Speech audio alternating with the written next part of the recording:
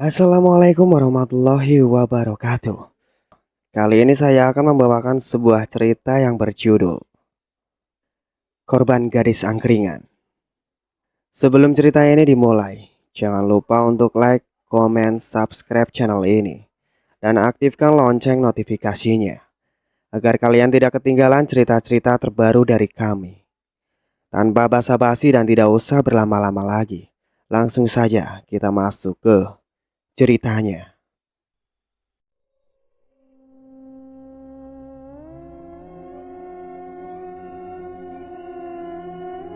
Siang itu Kenanga tengah duduk di sebuah warung sambil makan dan minum es teh yang sudah dipesannya. Karena dia merasa sangat haus sekali dan memang hawa hari itu sangat panas. Kala itu dia habis keliling ke sana kemari mencari pekerjaan, namun belum mendapatkan juga. Akhirnya karena lelah ke sana kemari, dia pun mampir terlebih dahulu di sebuah warung yang ada di pinggir jalan. Saat dia sedang makan siang di warung itu, ada beberapa pembeli yang mencoba menyapanya dan menanyakan dia. "Dari mana mau kemana, Mbak? Kok sendirian saja?" tanya salah satu bapak-bapak. "Ini Pak, tadi saya habis nyari pekerjaan muter-muter," jawab Kenanga. "Oh, terus sudah dapat belum, Mbak?" "Belum Pak, susah nyari pekerjaan sekarang." "Ya juga sih ya Mbak, yang sabar Mbak." Setelah selesai berbincang dan makan siang pun sudah habis, Kenanga pun segera membayar dan beranjak pergi dari warung itu. Kala itu Kenanga langsung mencari angkot yang lewat untuk pulang ke rumah karena dia tidak membawa kendaraan pribadi. Beberapa saat kemudian angkot pun datang, dan segera Kenanga melangkah masuk ke dalam angkot untuk perjalanan pulang rumah. Di dalam angkot itu ada beberapa penumpang sehingga dia berdesakan di sana. Apalagi hawa panas sekali, membuat Kenanga ingin sekali cepat sampai di rumah. Beberapa saat kemudian, akhirnya Kenanga pun sampai juga di rumahnya. Dia langsung duduk di ruang tengah sambil kipas-kipasan dan nonton TV. Dan beberapa saat kemudian, tiba-tiba saja ada salah satu sepupunya datang mengucapkan salam. Sepupunya itu bernama Ani. Dia anak dari adik ibunya Kenanga. Ani pun masuk begitu saja ke dalam rumah, menemui Kenanga sembari membawakan lauk. Ani lalu memberi lauk itu kepada Kenanga untuk nanti bapak ibunya Kenanga makan siang. Karena Bu Erna jarang masak, apalagi dia tidak ada uang. Untung adiknya Bu Erna pengertian. Saat itu Kenanga membawa lauk itu ke belakang dan diberikan kepada Bu Erna ibunya. Karena Kenangan tadi sudah makan siang, dia pun tidak makan lagi. Dia kembali lagi ke ruang tamu menghampiri Ani. Saat itu mereka berdua bercengkrama mengobrol-ngobrol sama Ani, menanyakan Kenanga yang baru saja mencari pekerjaan. Ketika Ani nanya soal pekerjaan itu, Kenanga langsung menghela napas panjang dan tubuh serasa lemah. Kenanga pun menjelaskan kalau dia sudah mencari pekerjaan ke sana kemari, menaruh lamaran di beberapa PT, tapi belum dipanggil juga. Ani kemudian tetap menyemangati Kenanga untuk tidak berputus asa. "Kamu jangan putus asa ya, tetap semangat. Aku yakin nanti kamu pasti dapat pekerjaan." Kenanga pun tersenyum kecut mendengar ucapan Ani itu. Ani ini bekerja di salah satu bank, tapi dia juga belum menikah kala itu. Padahal usianya juga sudah matang sama seperti Kenanga. Tetapi hari itu memang Ani sedang libur kerja, ganti hari libur dengan temannya. Setelahnya, saat itu Ani pun pamit untuk pulang ke rumah. Rumahnya tidak terlalu jauh dari rumah Kenanga. Setelah kepergian Ani, Kenanga pun ketiduran di sofa depan TV. Kenanga itu berasal dari keluarga yang biasa. Dia menjadi tulang punggung keluarga. Pak Tomo dan Bu Erna tidak bisa kerja karena sudah sepuh. Ditambah Pak Tomo yang sakit-sakitan, dan Bu Erna lah yang merawatnya di rumah. Kenanga sudah mencoba mendaftar loker di PT berkali-kali, namun tetap ditolak karena tinggi badannya yang tidak cukup, dan tes-tesnya selalu gagal. Malam harinya, Kenanga dan kedua orang tuanya makan bersama sambil nonton TV di ruang tengah, dengan keadaan jendela yang terbuka sedikit supaya mendapat angin dari luar. Malam itu Kenanga juga cerita kepada kedua orang tuanya soal dia mencari pekerjaan kesana kemari yang belum dapat juga. Akan tetapi Bu Erna tetap menyemangati Kenanga dan akan selalu mendoakan yang terbaik untuknya. Begitu juga dengan Pak Tomo yang berkata dengan terbata-bata menyemangati Kenanga karena sambil batuk-batuk. Dengan sigap Kenanga pun mengambil air putih untuk Pak Tomo yang batuk-batuk. Pak Tomo pun langsung menegak air putih yang sudah diberikan oleh Kenanga. Sesaat kemudian, setelah selesai makan malam, Kenanga lanjut masuk ke dalam kamar terlebih dahulu karena dia kecapean hari ini habis keliling mencari pekerjaan. Di kamar Kenanga lalu merebahkan diri sambil main medsos. Saat dia sedang scroll medsos, tiba-tiba saja dia melihat ada informasi soal lowongan pekerjaan. Kenanga pun langsung membaca dengan seksama loker itu, yang ternyata loker tersebut sedang mencari seseorang pekerja wanita. Untuk nantinya dia bekerja di sebuah warung angkringan, yaitu jaga angkringan, dengan syarat wanita yang berpenampilan menarik. Sontak saat itu Kenanga pun langsung tertarik untuk mencoba mendaftar kerja di situ. Akhirnya Kenanga langsung nge-DM akun yang sudah memajang info loker tersebut. Tak menunggu lama, si owner angkringan itu langsung meminta kepada Kenanga untuk mengirimkan foto dan data diri dengan penampilan yang menarik. Malam itu juga Kenanga langsung ganti baju dan dandan secantik mungkin lalu berfoto. Setelahnya, foto itu pun dikirimkan kepada owner angkringan itu. Beberapa menit kemudian, Kenanga langsung diterima karena mungkin menurut ownernya dia berpenampilan menarik. Kenanga pun besok disuruh langsung datang ke tempat angkringannya itu sore-sore. Owner langsung memberikan alamat angkringannya tersebut kepada Kenanga. Kenanga pun girang malam itu, tak sabar untuk menunggu besok sore, karena dia akhirnya mendapatkan pekerjaan ya walaupun jaga angkringan. Kemudian Kenanga beranjak tidur karena malam juga sudah mulai larut. Keesokan harinya, Kenanga sarapan bersama dengan orang tuanya, dan saat itu dia menceritakan kepada Pak Tomo dan Bu Erna soal dia yang sudah mendapatkan pekerjaan dan nanti sore sudah mulai berangkat. Orang tuanya yang mendengar kabar baik itu pun ikut senang. Siangnya karena Kenanga nyantai, dia bantu-bantu orang tuanya di rumah beres-beres.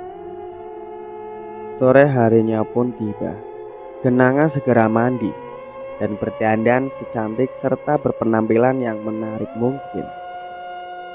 Setelah dia sudah siap, akhirnya dia pun pamitan dengan orang tuanya untuk pergi ke tempat angkringan dengan motornya. Beberapa saat kemudian, Kenanga sampai di tempat angkringan yang letaknya berada di tengah kota. Sore itu Kenanga pun sudah langsung bekerja. Dia menyiapkan semua makanan dan menantanya. Malamnya, pembeli mulai berdatangan silih berganti, membuat Kenanga kewalahan. Tapi dia bekerja dengan senang. Apalagi ini hari pertama baginya. Dia juga melayani pembelinya dengan senyum ramah. Malam itu ada salah satu pembeli pria yang tampan dan modis pakaiannya. Dan dia datang terakhir saat semua sudah pada pulang dan angkringan mulai sepi. Kenanga pun melayaninya. Namun saat Kenanga mengantarkan pesannya, pria itu malah meminta ditemani ngobrol. Karena memang pria itu datang ke angkringan sendirian, akhirnya Kenanga pun menemani karena memang angkringan sudah sepi juga. Anggapnya Kenanga ngobrol biasa dapat kenalan baru, dan Kenanga pun tidak berpikir lebih. Saat itu mereka pun saling berkenalan satu sama lain. Namun saat di sela-sela mereka ngobrol, tiba-tiba saja pria yang bernama Dimas itu meminta nomor HP-nya Kenanga. Kenanga pun memberikannya cuma-cuma. Siapa tahu bisa jadi pelanggan yang nanti datang ke angkringan. Beberapa saat kemudian Dimas pun beranjak pergi karena sudah mulai larut malam. Dan Kenanga juga harus menutup angkringannya. Setelah Dimas pergi, Kenanga langsung beres-beres angkringan. Ketika semuanya sudah beres, dia pergi ke rumah ownernya yang tidak jauh dari angkringan. Sesampainya di rumah malam itu, Kenanga beranjak ke kamar mandi dan lanjut tidur. Keesokan harinya, Kenanga dikejutkan dengan pesan dari nomor yang tidak dikenal. Dan ternyata nomor itu dari Dimas, pembeli semalam yang datang ke angkringan. Kenanga pun membalas pesannya. Hingga akhirnya dari hari itu Kenanga dan Dimas chattingan lancar. Bahkan Dimas bilang nanti malam dia akan datang ke angkringan lagi untuk menemui Kenanga. Pada malam harinya, benar saja Dimas datang lebih awal ke angkringan untuk melihat Kenanga yang cantik. Saat malam sudah mulai larut, Kenanga hendak pulang. Dimas menawarkan Kenanga untuk diantar olehnya. Karena malam itu juga mendung, bahkan hampir hujan. Dan kebetulan Kenanga tidak bawa motor. Dia pun mau diantarkan oleh Dimas pulang ke rumah. Saat itu Kenanga pulang naik mobilnya Dimas. Mereka pun ngobrol-ngobrol. Beberapa saat kemudian, mereka pun sampai di rumah Kenanga. Dimas segera pamit pulang. Dan beberapa hari kemudian, setelah Kenanga kerja di angkringan itu, dia sering ketemu dengan Dimas. Dan mereka juga selalu chattingan. Hingga akhirnya saat Kenanga libur kerja, dia diajak Dimas pergi jalan-jalan. Kenanga mau-mau saja. Kala itu mereka jalan-jalan ke mall alun-alun. Dan saat di alun-alun, Dimas mulai memberanikan dirinya untuk langsung menyatakan cintanya kepada Kenanga. Kenanga yang juga sebenarnya suka dan merasa nyaman dengan Dimas. Dia pun menerima cintanya Dimas. Akhirnya, hari itu juga mereka sudah resmi menjalani hubungan. Dan mereka selalu jalan berdua saat libur kerja. Suatu ketika Kenanga dan Dimas jalan-jalan lagi. Kali ini Dimas memberikan barang-barang mewah untuk Kenanga. Akan tetapi setelah pergi dari mall, Dimas ini membawa Kenanga ke sebuah hotel. Dimas mencoba merayu Kenanga untuk mau diajak berhubungan dengannya. Entah setan apa yang telah merasuki Kenanga. Hingga akhirnya dia yang sudah terbawa suasana dan terlalu mencintai Dimas. Dia pun akhirnya mau diajak berhubungan dengan Dimas, dan dia rela memberikan keperawanannya kepada Dimas. Malam itu akhirnya mereka bergumul di dalam kamar hotel sampai larut malam. Setelah sudah puas berhubungan, mereka pun pulang ke rumah. Singkat cerita, mereka melakukan hal seperti itu sudah berkali-kali. Hingga suatu hari Kenanga ini minta kepastian kepada Dimas karena dia takut terjadi hal-hal yang tidak diinginkan. Kenanga meminta kepastian kepada Dimas lewat telepon saat malam hari. Namun jawaban Dimas hanya, "Iya, sabar sayang, kamu jangan khawatir, nanti aku juga pasti menikahimu. Aku serius kok sama kamu," ucap Dimas menenangkan. Hingga akhirnya Kenanga pun mencoba untuk sabar dan percaya dengan ucapannya Dimas. Suatu ketika, Ani datang ke rumah saat Ani sedang libur kerja. Kenanga pun curhat dan menceritakan hubungannya dengan Dimas kepada Ani. Soal dirinya yang sudah berkali-kali diajak hubungan dengan Dimas. Tapi Kenanga menyuruh Ani untuk jangan bicarakan rahasia itu kepada siapa-siapa. Ani pun manut. Tapi Ani meminta kepada Kenanga untuk meminta kepastian kepada Dimas karena dia takut terjadi hal di luar nikah. Kenanga pun menjelaskan kalau dia sudah berkali-kali minta kepastian tapi Dimas selalu menghindar. Singkatnya, malam itu Kenanga yang sedang jaga angkringan, tiba-tiba saja dia merasa pusing sekali kepalanya dan perut terasa mual-mual. Wajahnya pun terlihat pucat. Dan kebetulan saat itu ownernya datang ke angkringan. Melihat keadaan angkringan, dia melihat Kenanga yang pucat pun mencoba menenangkannya.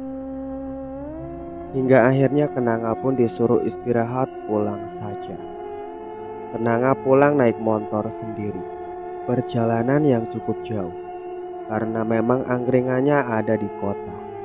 Sesampainya di rumah, Kenanga langsung muntah mual berkali-kali hingga dia sangat lemas. Bu Erna yang cemas menanyakan Kenanga apa yang sebenarnya terjadi. Dan Kenanga hanya bilang kalau mungkin dia hanya masuk angin biasa saja. Karena memang dia kerjanya jauh bolak-balik kena angin. Jadi dia alasan masuk angin. Saat itu, Kenanga yang mencoba melihat kalender. Dan dia baru sadar kalau bulan ini dia belum datang bulan. Segera dia pun menghubungi Dimas. Akan tetapi Dimas tidak mengangkat telepon dan tidak membalas pesannya. Akhirnya Kenanga memilih tidur saja karena lemas dan capek. Keesokan paginya, Kenanga yang sudah mendingan, dia pun pergi ke apotik untuk membeli tas bag. Setelah sudah beli tas bagnya, Kenanga pun langsung dites masuk ke dalam kamar mandi. Betapa terkejutnya dia setelah mendapati tas bagnya yang tampaknya garis 2 merah. Air matanya langsung pecah, menetes melalui pelupuk mata mengalir ke pipi. Tetapi saat itu, dia tidak akan memberitahu orang tuanya, karena dia tidak mau membuat mereka cemas. Kenanga langsung menyeka air matanya dan keluar dari kamar mandi dan mencoba untuk biasa saja agar tidak dicurigai oleh orang tuanya. Malam harinya pun tiba. Kenanga menyiapkan pakaiannya dan dia hendak kabur dari rumah, tapi dia masih akan tetap bekerja di angkringan untuk menyambung hidupnya. Kenanga pamit dengan ibu dan bapaknya, tapi mereka tidak mencurigai Kenanga sama sekali. Setelah sampai di angkringan, dia kerjanya jadi tidak fokus karena dia masih kepikiran mau kemana setelah ini. Hingga akhirnya setelah selesai jualan di angkringan, Kenanga langsung mencari kesana kemari, kosan-kosan dengan naik ojek online. Karena memang tadinya dia berangkat ke angkringannya pun naik ojek online. Beberapa saat kemudian, Setelah diantar ojek online mencari kosan, dia menemukan kosan juga. Segera Kenanga mengambil kunci kosan itu dan dia sudah bayar untuk 1 bulan ke depan. Saat di kosan malam itu, Kenanga terus mencoba menghubungi Dimas. Dia ingin meminta pertanggungjawabannya namun tetap saja tidak ada respon darinya. Singkat cerita, beberapa hari kemudian, Kenanga benar-benar stres karena dia harus menghadapi kejadian seperti ini. Bahkan dirinya sudah tidak pulang ke rumah lagi karena dia takut orang tuanya. Apalagi Pak Tomo malah tambah semakin drop nantinya. Jadi dia akan mengirimkan uang untuk orang tuanya. Kenanga ngekosnya dekat dengan tempat angkringannya kerja yang ada di kota. Setiap harinya Kenanga mengalami mual-mual karena efek kehamilannya itu. Tapi saat dia ditanya ownernya, dia hanya masuk angin biasa. Setiap jaga angkringan, Kenanga berharap kalau Dimas datang untuk makan di sana. Tapi sampai berminggu-minggu dia tidak pernah datang sama sekali. Bahkan nomornya Kenanga pun diblokir. Seiring dengan berjalannya waktu, Kenanga yang masih tetap bekerja di angkringan itu perutnya pun semakin besar. Hingga ownernya pun curiga dan menanyakannya. Akhirnya Kenanga menceritakan semuanya kepada ownernya sambil curhat. Dan air mata pun tak terbendung. Semenjak saat itu, owner angkringan itu jadi semakin perhatian sekali dengan Kenanga dan tidak terlalu memaksakan soal pekerjaan Kenanga. Singkat cerita, 9 bulan kemudian, ketika Kenanga sedang jaga angkringan tiba-tiba saja merasa perutnya sakit sekali. Aduh, rintihnya. Owner angkringan yang untungnya ada di situ langsung sigap membawa Kenanga ke rumah sakit dan menitipkan angkringannya itu kepada pedagang sebelah. Sesampainya di rumah sakit, Kenanga langsung akan melahirkan. Owner menunggu di depan ruangan dengan cemas. Beberapa jam kemudian akhirnya Kenanga sudah berhasil melahirkan. Tapi setelah melahirkan, Kenanga masih tetap tinggal di kosan bersama dengan anaknya. Dia merawat anaknya sendiri. Tapi dia yang baru pertama kali jadi ibu, dia benar-benar kebingungan karena tidak ada yang ikut membantu menjaga Rehan anaknya. Hingga akhirnya semenjak saat itu, Kenanga jadi stres karena dia belum berpengalaman. Dia pun kena baby blues dan tidak ada yang menanganinya. Di kosannya dia jadi teriak-teriak sendiri seperti orang gila ketika mendengar anaknya yang rewel menangis terus. Akhirnya Kenanga pun stres parah. Dia pun jadi gila di usia anaknya yang ke-1 tahun. Anaknya yang sudah bisa jalan, dia tidak diurus oleh Kenanga. Dia main sendiri. Saat malam hari, Rehan yang ada di dalam rumah lampar dia menangis tapi Kenanga tidak peduli sama sekali. Bahkan Rehan juga jarang mandi, rambutnya acak-acakan. Hingga untungnya malam itu ada salah satu tetangganya itu datang membawakan makanan untuk Rehan dan Kenanga. Akan tetapi yang makan hanya Rehan. Kenanga tidak makan sama sekali. Hingga suatu ketika tetangga kosannya itu yang menjaga Rehan, yang main ke jalan sendiri. Tetangganya itu pun mengantarkan Rehan ke kosan Kenanga. Saat itu Kenanga malah teriak-teriak seperti kesurupan. "Pergi kalian semuanya!"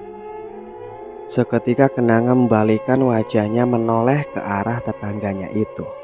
Tetangganya itu ketakutan melihat Kenanga dengan wajah menyeramkan.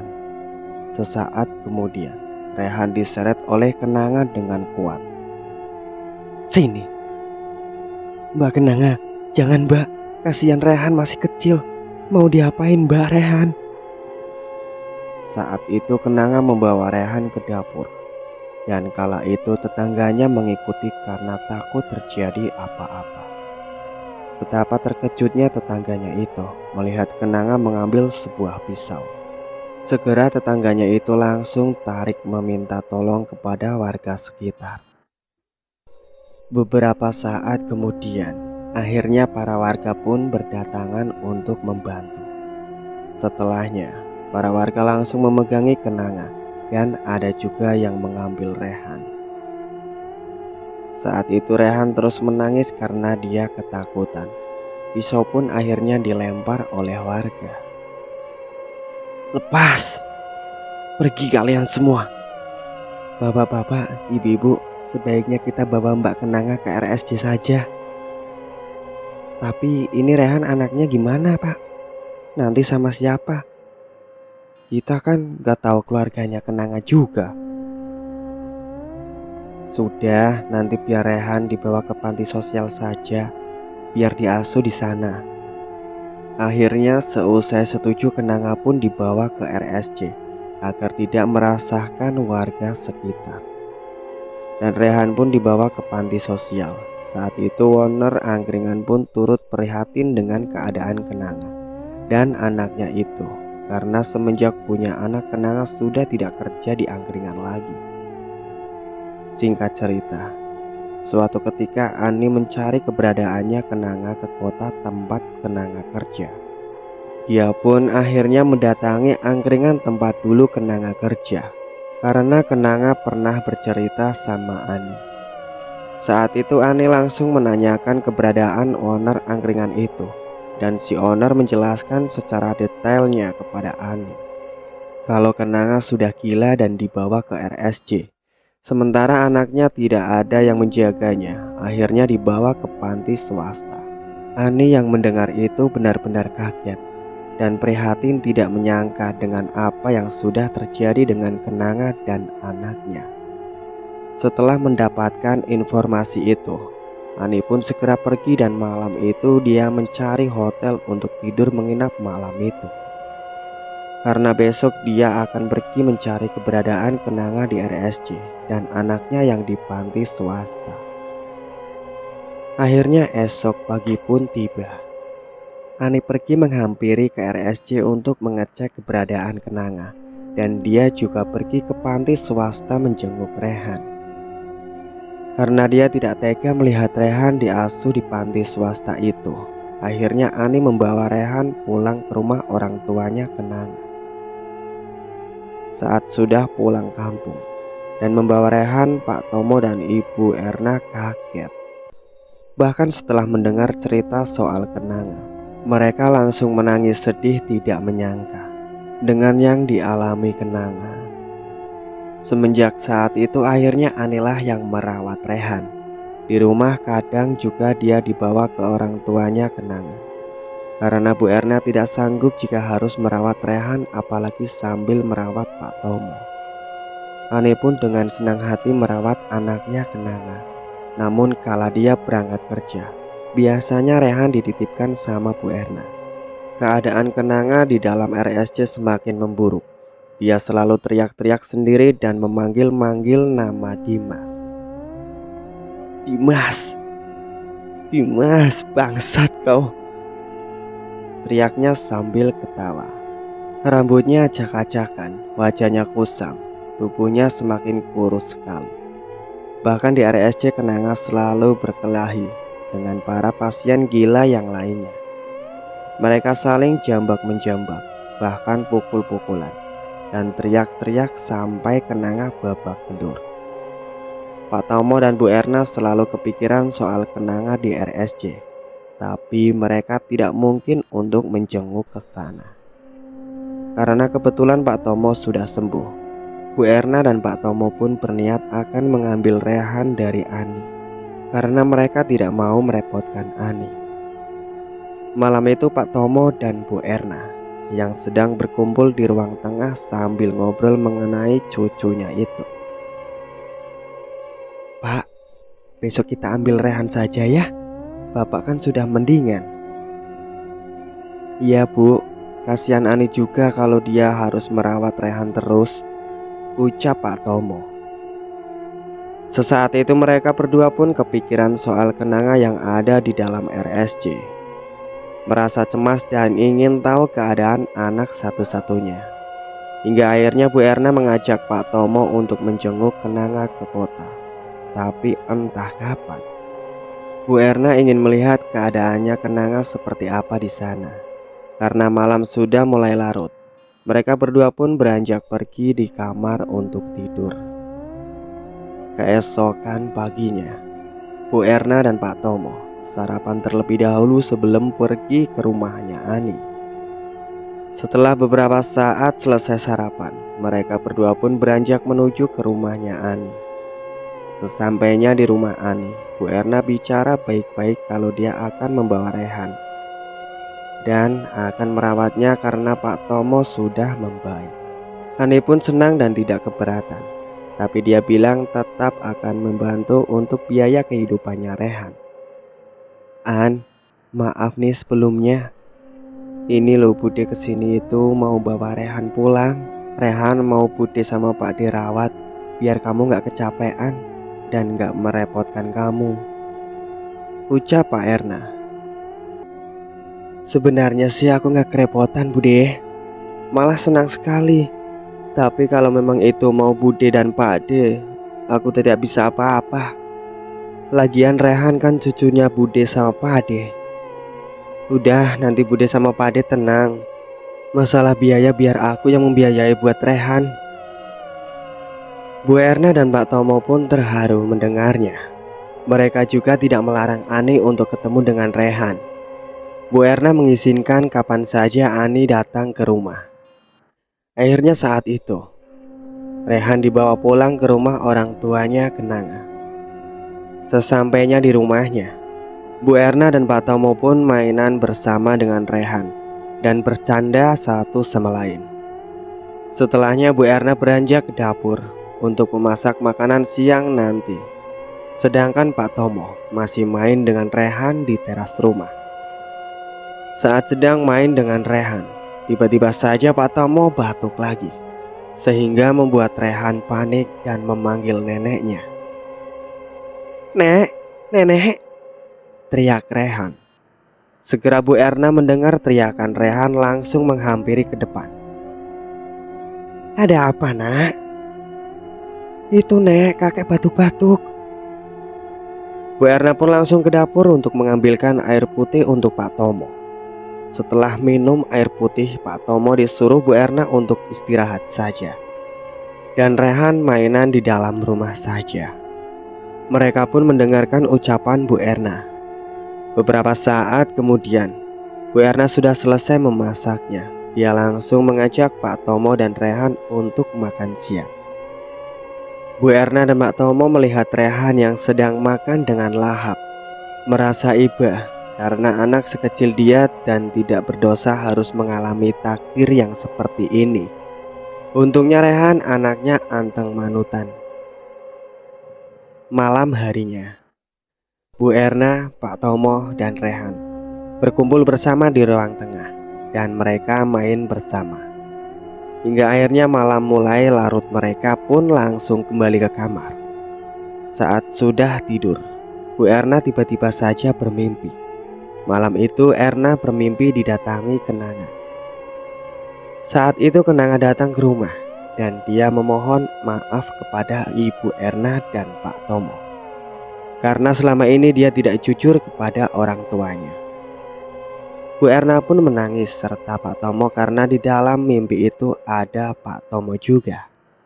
Mereka yang sudah memaafkan Kenanga, dan setelahnya Kenanga pergi begitu saja. Saat itu Bu Erna langsung terlonjak bangun dari tidurnya dan Bu Erna langsung nangis malam itu sampai pagi.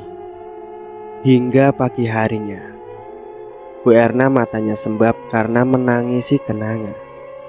Sehingga pagi itu Pak Tomo yang melihat menanyakan apa yang sudah terjadi dengan Bu Erna. "Bu, kenapa matanya sembab? Ibu menangis?" "Gak apa-apa Pak, Ibu semalam mimpi Kenanga saja jadi ibu kepikiran." "Ya sudah, nanti 2 hari lagi kita jenguk Kenanga ya," jawab Pak Tomo. Bu Erna pun mengangguk menanggapi ucapannya Pak Tomo. Dan setelahnya mereka sarapan bersama. Sore harinya, Ternyata Ani datang ke rumah ingin ketemu dengan Rehan. Dia juga membawakan makanan kesukaan Rehan, juga makanan untuk Bu Erna dan Pak Tomo. Kala itu mereka duduk di kursi depan teras rumah bersama-sama sambil ngobrol. Saat itu kemudian mereka ngobrol, membicarakan untuk nanti 2 hari lagi mereka minta diantar Ani ke RSJ. Ani pun mengiyakan ucapan mereka dan mau mengantar ke sana, sekalian dia juga ingin melihat keadaannya Kenanga. Beberapa hari kemudian, Bu Erna dan Pak Tomo serta Rehan akan pergi ke kota untuk melihat keadaannya Kenanga, diantarkan oleh Ani. Sesampainya di RSJ, Bu Erna dan Pak Tomo menangis perhatian melihat keadaannya Kenanga yang acak-acakan dan selalu berteriak-teriak. Begitu juga dengan Rehan yang digendong oleh Ani juga ikut menangis. Saat itu Bu Erna dan Pak Tomo meminta bantuan kepada pihak RSJ, barangkali bisa mengembalikan kewarasannya Kenanga secara perlahan. Setelah puas melihat keadaannya Kenanga, Pak Tomo dan Bu Erna serta Ani Rehan pun pulang ke kampung lagi. Usai Rehan diasuh oleh Pak Tomo dan Bu Erna, Ani merasa sedikit tenang. Namun ternyata Pak Tomo dan Bu Erna tidak tahu pelakunya siapa. Mereka pun mencoba untuk mengikhlaskannya. Saat itu Ani pergi ke rumah Bu Erna. Dia hendak menanyakan apakah Bu Erna dan Pak Tomo tahu siapa pelaku yang sudah membuat Kenanga seperti itu, dan ternyata tidak tahu. Akhirnya Ani pun main dengan Rehan di rumah Bu Erna, tapi setelahnya Ani mengajak Rehan pergi jalan-jalan ke mall. Kala itu Rehan dibelikan baju baru dan mainan baru. Bu Erna dan Pak Tomo bersyukur karena Rehan ada yang sayang selain dirinya. Singkatnya, Ani tak mau membuat Bu Erna dan Pak Tomo tambah kepikiran. Usai ditimpal cobaan yang bertubi-tubi, akhirnya dia akan membalaskan dendamnya Kenanga. Dan Ani yakin kalau pelakunya itu adalah Dimas. Ani sering aktif di medsos, dan beberapa kali dia mendapati sebuah web iklan yang menawarkan jasa santet atau guna-guna, dan untungnya dia sempat menyimpan informasi itu. Malam itu Ani pun langsung menghubungi kontak yang tercantum di informasi itu. Beberapa saat kemudian diangkat oleh si penyedia jasanya, atau bisa dibilang dukunnya. Dukunnya itu bernama Burati. Saat itu Ani pun menanyakan keberadaan dirinya, dukun atau bukan, dan ternyata iya. Setelah itu Ani menanyakan alamat rumahnya dukun itu di mana. Akan tetapi ia malah meminta Ani untuk nanti ketemu saja di hotel. Dan alamat yang akan di-Sherlock oleh dukun itu, Ani akhirnya manut saja, dan dia akan ketemu dengan dukun itu nanti saat dirinya libur kerja.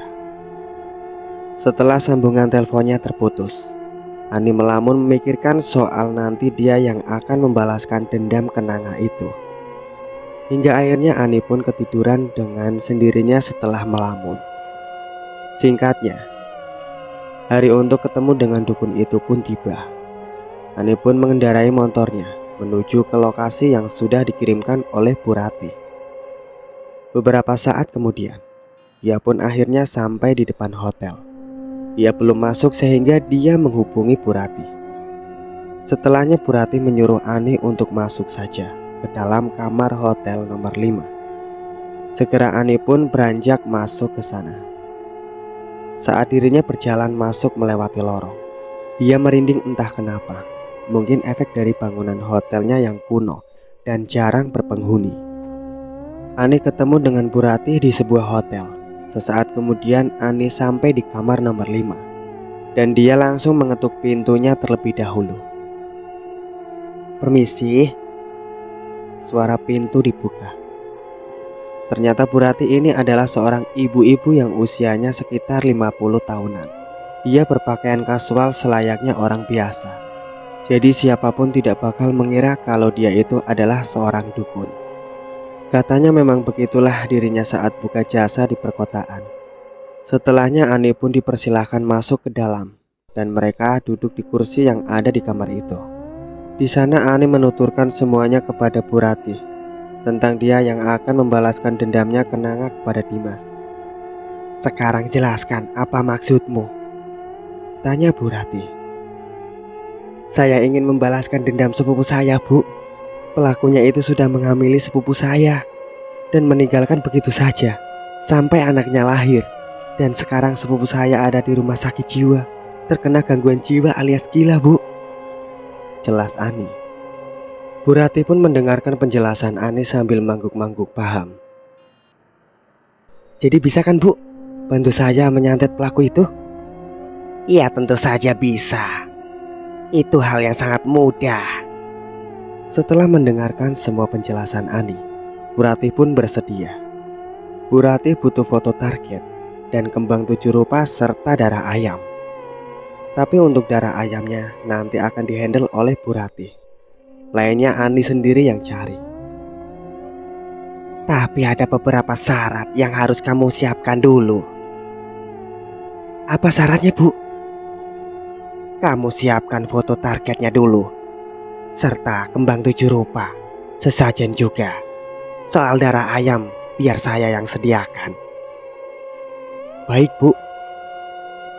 "Besok kamu datang lagi ke sini dan bawa semuanya itu."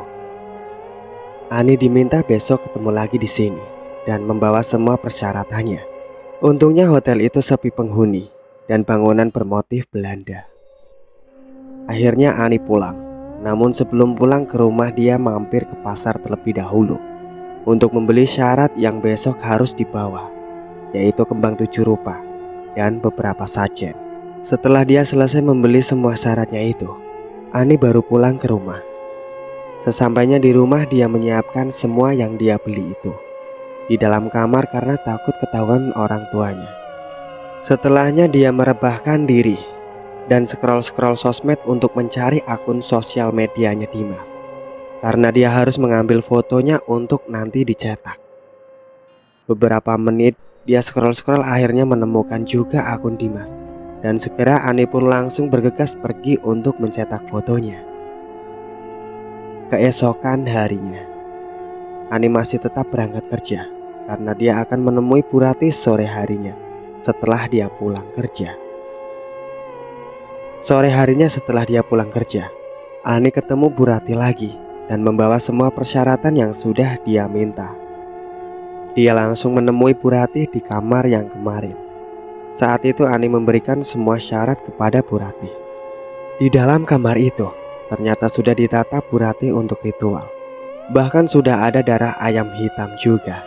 Setelah semuanya siap, Ani juga duduk berhadapan dengan Bu Ratih.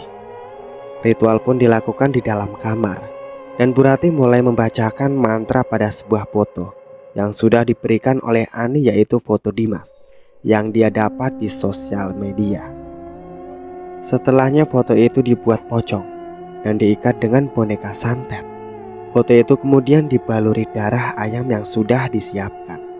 Setelahnya boneka pocong itu diasapkan di atas kemenyan yang mengasap sambil Bu Ratih merapalkan mantranya.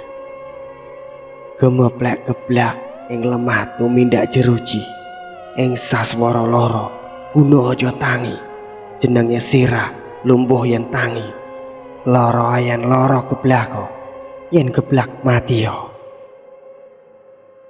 Mantra itu dilakukan untuk mengambil sukmanya target yang walaupun berada jauh, karena nantinya energi itu masuk ke dalam boneka santet tersebut dan terkirim kepada target. Ani pun merinding melihat ritual yang dilakukan oleh Bu Ratih.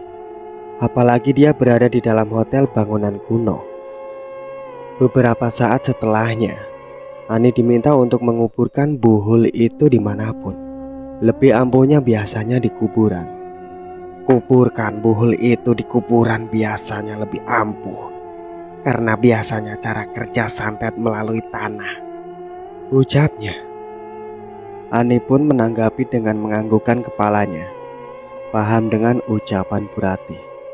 Bu Ratih juga berujar kalau nanti target akan mengalami kelumpuhan, baik kaki maupun lumpuh syahwat, dan mungkin bisa saja menjadi gila. Ani pun kemudian membayar jasa Bu Ratih dengan mengucapkan terima kasih kepada Bu Ratih. Dan Ani pun akhirnya tahu kalau ternyata di perkotaan memang ada jasa dukun. Cuma pemasarannya saja yang beda dengan dukun-dukun pada umumnya yang biasanya mangkal di rumahnya sendiri. Setelahnya malam itu Ani pun pulang. Akan tetapi sebelum pulang Ani mampir terlebih dahulu ke kuburan karena dia harus menguburkan buhul itu. Beberapa saat kemudian Ani akhirnya sampai di sebuah kuburan keramat. Sebenarnya dia takut apalagi sendirian di kuburan malam-malam. Akan tetapi karena dia ingin membalaskan dendamnya itu, dia pun melewati rasa takutnya itu. Akhirnya Ani langsung menggali tanah di kuburan itu.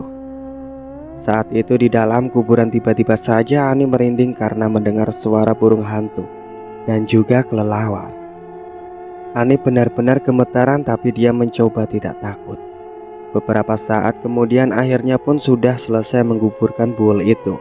Dia lalu melangkah ke motornya. Namun saat Ani berjalan tiba-tiba saja mendengar ada suara langkah kaki di belakang tubuhnya. Srek, srek. Sontak Ani pun langsung menoleh ke belakang. Dan betapa terkejutnya dia saat menoleh ke belakang ternyata tidak ada apa-apa. Membuatnya semakin berdegup jantungnya dan merinding. Akhirnya Ani pulang mengendarai motornya dengan kecepatan tinggi, berharap cepat sampai rumah. Singkat cerita, setelah Ani mencoba menggali informasi untuk mengetahui Dimas berada, dan kebetulan ada kawannya yang tahu Dimas di mana. Malam itu Ani menghubungi Lasmi menanyakan soal Dimas. Tapi saat itu Lasmi minta untuk ketemuan dengan Ani akhirnya. Esok paginya, Ani dan Lasmi pun ketemuan di taman kota. Saat itu mereka ngobrol-ngobrol. Ternyata Dimas kabur di kota lain dan udah kerja di pabrik sama dengan temannya Ani, yaitu Lasmi. Lasmi pun diminta untuk mengabari perkembangan Dimas nantinya. Jangan lupa ya Mi, nanti kabari aku soal perkembangan Dimas sama aku. Kalau perlu tiap hari lah. Iya An, siap. Aman. Ternyata selama ini Dimas menggunakan mobil itu bukan miliknya, tapi mobil rental.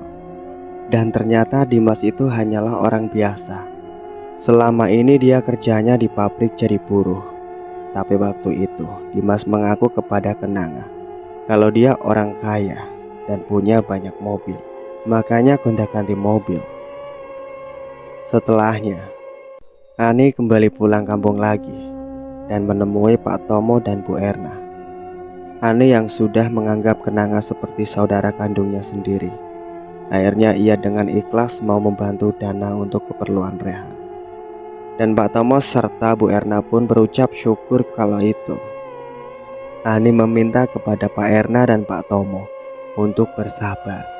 Dan Ani berpikir positif kalau Kenanga bakal sehat dan normal lagi, meski itu entah kapan. Singkat ceritanya, pagi itu Lasmi sudah berangkat kerja seperti biasanya dan kebetulan papasan dengan Dimas. Kala itu Lasmi mencoba menyapanya, namun aneh wajah Dimas tidak seperti biasanya menurut Lasmi. Karena wajahnya terlihat pucat sekali dan badannya juga lesu tak berdaya. Setelahnya sudah masuk di tempat kerja, Lasmi lainnya itu berdampingan dengan Dimas. Mereka pun bekerja seperti biasanya. Tiba-tiba saja, saat itu semua dikagetkan oleh Dimas yang tiba-tiba jatuh pingsan. Dan entah apa penyebabnya. Semua pekerja pun panik dan segera membawa Dimas ke klinik pribadi. Tapi setelah mendingan akhirnya Dimas pun pulang. Karena dia masih terlalu pusing, kata orang yang Lasmi dengar. Saat jam istirahat, Lasmi pun langsung menghubungi Ani untuk mengabari soal Dimas yang tadi pingsan. Ani pun senang karena pikirnya santet yang dikirim itu sudah beraksi. Hari berikutnya, Dimas mulai kerja kembali, tapi tetap saja wajahnya terlihat pucat di mata Lasmi. Anehnya saat sedang kerja hari itu, Dimas teriak-teriak seperti orang gila. membuat semua pekerja bingung dan heran dengan sikapnya Dimas. Bahkan Dimas pun sampai dimarahi oleh atasan.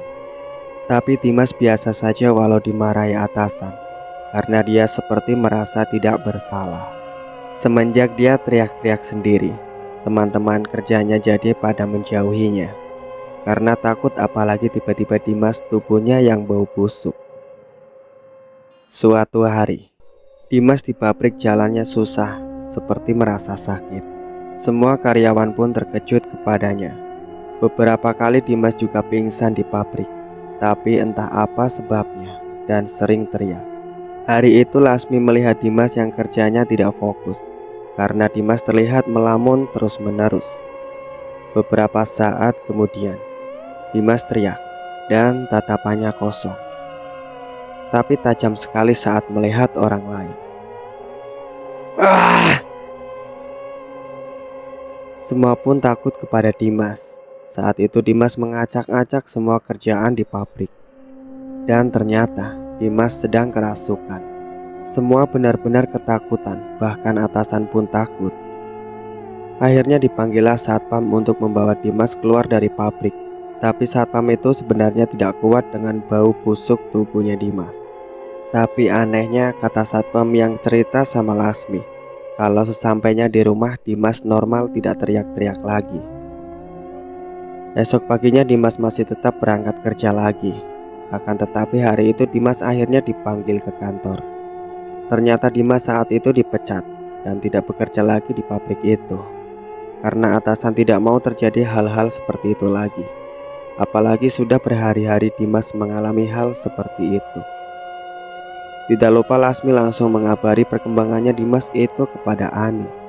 Bahkan Lasmi yang ternyata ngekosnya dekat dengan kosannya Dimas, dia juga selalu mendengar kalau Dimas yang teriak-teriak sendiri di dalam kamar kosnya, sehingga mengganggu beberapa warga tetangga sekitar.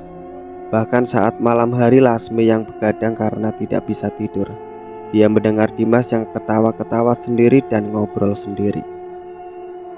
Sesaat kemudian Lasmi terkejut dengan suara kaca kosan yang pecah, dan itu ternyata kaca kosan Dimas. Dimas kerasukan lagi malam itu, tapi tidak ada satu orang pun yang berani menghampiri. Esok paginya pemilik kos pun merasa rugi, tapi mau bagaimana lagi? Dia tidak bisa meminta ganti apalagi Dimas seperti itu. Hingga akhirnya Dimas hendak diusir dari kosannya. Setelah diusir dari kosan, akan tetapi Dimas malah masih tetap saja di area kos tidurnya. Dimas sakit-sakitan. Dia juga sering merintih sakit. Walaupun dia terus teriak-teriak, benar-benar tidak terurus sama sekali. Dia juga sering mengamuk. Kata Lasmi membuat para warga resah dengan keberadaannya itu. Beberapa minggu setelahnya, Ani sudah berada di kota lagi. Ani mendapat kabar terkini dari Lasmi soal Dimas yang mendadak sakit parah. Katanya lumpuh dan anunya terserang penyakit mengerikan. Ani puas mendengar kabar itu. Ia berharap Dimas lebih menderita lagi hidupnya, dan dia semakin yakin kalau Bu Ratih ampuh badas santetnya. Singkat ceritanya, bulan depan Ani dapat kabar lagi. Katanya Dimas ini meresahkan warga, lalu teriak-teriak di dalam rumahnya. Warga yang tak ingin ketularan penyakit Dimas akhirnya memanggil petugas kejiwaan, karena memang Dimas sudah setengah gila. Dan dia pun kabarnya diangkut ke rumah sakit jiwa dengan penyakit yang belum sembuh juga. Dan itulah kabarnya Ani dengan terakhir dari Laksmi. Hari-hari setelahnya, Ani kadang berkunjung ke rumah sakit jiwa tempat Kenanga dirawat untuk sekedar mengecek kondisinya, apakah sudah ada perubahan atau belum. Dan ternyata belum ada. Ani pun hanya bisa berdoa saja kala itu untuk kesembuhan Kenanga. Tamat. Itulah akhir dari cerita ini. Semoga kita semua bisa mengambil hikmah dan pelajarannya. Terima kasih banyak untuk kalian semua yang sudah setia mengikuti cerita-cerita dari kami. Nantikan cerita-cerita terbaru lainnya dari kami. Sebelum saya pamit, jangan lupa untuk like, komen, subscribe channel ini. dan aktifkan lonceng notifikasinya agar kalian tidak ketinggalan cerita-cerita terbaru dari kami. Wassalamualaikum warahmatullahi wabarakatuh.